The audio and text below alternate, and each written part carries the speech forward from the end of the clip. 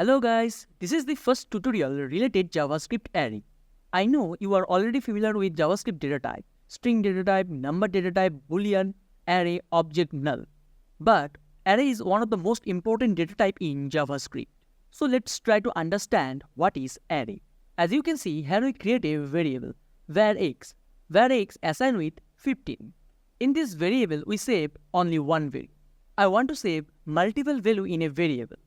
And if you try to add multiple value using comma, then in that case, it's going to return error. Otherwise, if you use double quotes, in that case, it's going to convert this variable into string. Then we cannot use this value for mathematical calculation. Now all the characters become one string value. To resolve this kind of problem, JavaScript introduced array. To declare an array, first you need to take variable. Then inside the square braces, you need to pass the values. And between values, you need to use comma. Inside this array, you can pass multiple values as much you want. And remember, these values are different values. Now the question is, how we can access different values using one variable? For that, we need to follow some special technique. Let me show you. We can access the values using their index number. And remember, our index number start with 0. 0, 1, 2. These are all index numbers. Suppose you want to access the third value of this array. For that, you need to use the index number 2. And to access the value, also we have some special method.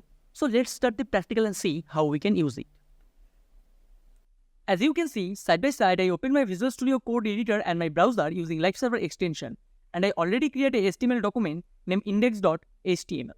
So at first, I'm going to create a variable where, and our variable name is ARY. ARY means array.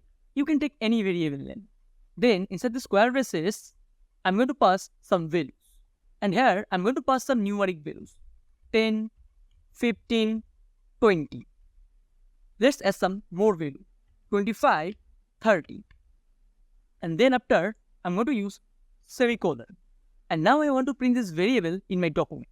So here I'm going to type document dot write. Inside the round braces, I'm going to print this array. So here I'm going to type ARY. Then semicolon to end this line. If I set this file, here you can see the result in my browser. Let's increase the browser size to visually clear. So as you can see, it print all the variables from this array. And now you want to print one particular value from this array. You want to print second index value. For that, after variable name, you need to use square braces. And I want to print index number 2. And as I told you earlier, our array starts from 0 index, 0, 1, and 2. So here I want to pass 2. If I set this file, now you can see it print 20. And if I pass any index number which is not exist in this array, in that case, let me show you. So here I want to pass 10. As you can see, we don't have 10 value in this list. If I set this file, now you can see it print undefined. Because no value is exist in this index number. That's why it returned undefined. And now you want to print all the value again. But in this time, you want to print all the value in a different line. You don't want to print this value at a single line. For that, we need to use for loop. So here, I'm going to use for loop. So here, I'm going to type for. And inside the round braces, at first, I'm going to initialize a value where A assigned with 0. Why 0? Because our array start from 0 index. That's why I use 0. So we start our loop from 0. And now we need to create the condition. So here I'm going to type A less than equal to 4. Now the question is, why I use 4? Because our last index number is 4. That's why I use 4. Then after semicolon, we need to increment this value. A plus plus. And inside the curly braces, here I'm going to print a document statement. Document dot write. Inside the round braces, I'm going to call the array. Array. If I print only this statement, it's going to print our whole array 5 times. But I don't want to print our complete array 5 times. I want to print their values. So that's why here I'm going to use square braces again. And I'm going to pass a variable, a. So every time when it increment the value, it's going to pass the value here. And it's going to print the index number. With that, also I'm going to add a break to break the line. So after concatenation sign, I'm going to type inside the double quotes BR. So if I save this file, you can see the result. First it print 10, then 15, 20, 25 and 30. So as you can see, these values are print different line. And also you can insert this value into a UL tag, otherwise li tags. Let me show you. So before the for loop, I'm going to take UL tag. So I'm going to type document dot write inside the round braces, inside the double quotes, I'm going to take UL tag, UL. Then I'm going to end this line. With that, also we need to close this tag. So I'm going to copy this line, and after for loop, I'm going to paste it here. And here I'm going to use closing tag. And for our list item, I'm going to take li tag inside the for loop. So here, inside the double quotes, I'm going to take li tag, li.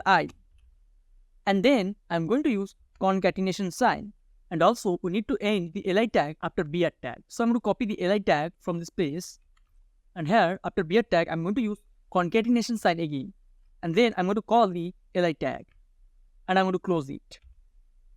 So if I save this file, as you can see in my browser, these are all list item now. And now you decide you want to addition all these array values and return the total. For that, you need to take a variable var, and our variable name is sum. Sum assigned with 0. Then simply going to end this line. Then inside the for loop, I'm going to call the variable again sum. Sum equal to sum plus, and I want to add sum with this array value. So every time it's add a new value to the old value and override the value. Then outside the loop, after UL tag, I'm going to print this sum. So here I'm going to type document dot write inside the round braces, I'm going to call the variable sum. Then semicolon to end this line. Then outside the curly braces, we need to call this variable. So here I'm going to type document dot write inside the round braces, inside the double quotes, I'm going to print total. Then colon. And after quotation, I'm going to use concatenation sign. And here I'm going to call the variable. And our variable name is sum. And semicolon to end this line. So if I save this file, as you can see, it's print the total. The total is 100. If you add this 5 number, it's going to return 100. And remember, also you can take string value, boolean value, null value. Let me show you. So here, I'm going to add a string. I'm going to add a name, add one. With that, here I'm going to pass a boolean value, true. Also, I'm going to pass a null value, null. So before I save this file, here you can see we use different data types. That's why it's not going to add the number. So I'm going to comment out this line. Also, I'm going to comment out this line which is in my for loop. After save this file, as you can see, it print all the value in our list items. And their data type is different. So now it's clear for you, here you can use mixed data type also. Because their index is different. That's why you can use mixed data type. Just you need to remember it, our arrays start from 0th index. So in our upcoming tutorials, we are going to learn more about arrays. Thanks for watching this video. Stay tuned.